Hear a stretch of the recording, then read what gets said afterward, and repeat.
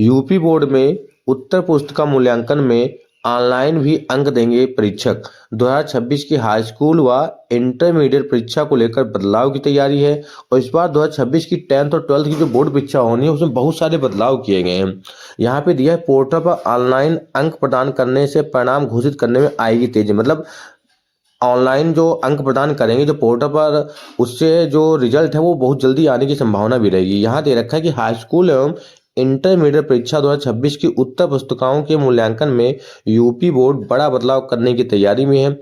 परीक्षक पूर्व की तरह उत्तर पुस्तिकाओं का मूल्यांकन करने के साथ अवार्ड ब्लैंक परीक्षार्थी को मिले अंकों के विवरण का अभिलेख, जो अवार्ड ब्लैंक में नंबर अंकित करते थे, पर अंक तो अंकित करेंगे, साथ ही उत्तर प्रदेश माध्यमिक शिक्षा परिषद के पोर्टल पहली बार अंक प्रदान करेंगे। मतलब पहली बार अवार्ड ब्लैंक के साथ साथ उस पे भी, पोर्टल पर भी अंक अपलोड करना पड़ेगा।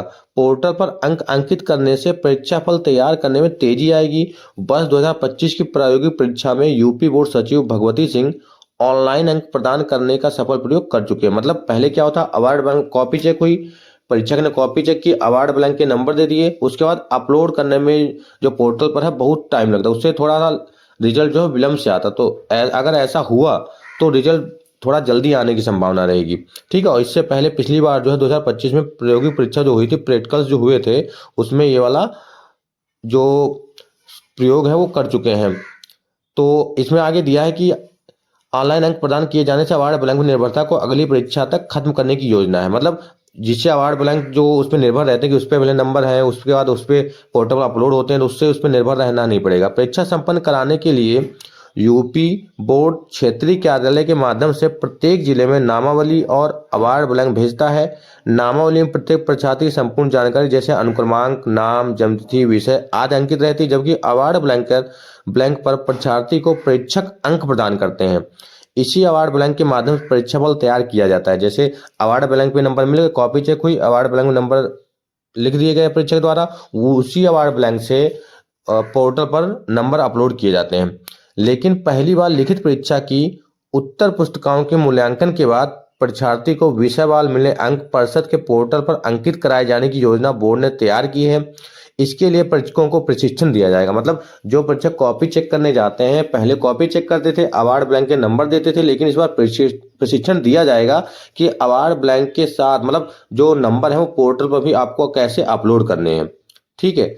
वर्ष 2025 की प्रायोगिक परीक्षा के अंक पोर्टल पर ऑनलाइन अंकित कराने के बाद 2026 में अवार्ड ब्लैंक की व्यवस्था खत्म करने का निर्णय लिया गया। मतलब 2025 की जो प्रैक्टिकल्स थे, प्रायोगिक परीक्षा थी, ठीक है, जो प्रयोगात्मक परीक्षा हुई थी 2025 में क्लास 12th की, जैसे आपकी फिजिक्स, केमिस्ट्री, बायो, मतलब भौतिक विज्ञान, जीव विज्ञान और रसायन विज्ञान के उसमें जो नंबर थे वो ऑनलाइन अपलोड किए गए थे। तो उसी प्रकार से ये लोग चाह रहे हैं कि अब जो है नंबर वो डायरेक्ट पोर्टल पर ही अपलोड कर दिए जाए।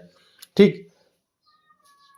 ऑनलाइन अंकित कराने के 2025 अवार्ड ब्लैंक की व्यवस्था खत्म करने का निर्णय लिया गया था। इसी तरह लिखित परीक्षा में भी पोर्टल पर अंक प्रदान करने की योजना भलीभूत होने पर वर्ष 2026 की परीक्षा उत्तर पुस्तिका के साथ मूल्यांकन में अवार्ड ब्लैंक की छुट्टी करने पर निर्णय लिया जा सकता है। अगर यह प्रयोग सफल रहा तो अवार्ड ब्लैंक की फिर जरूरत नहीं रहेगी। वर्ष 2026 की हाई स्कूल परीक्षा में सम्मिलित होने के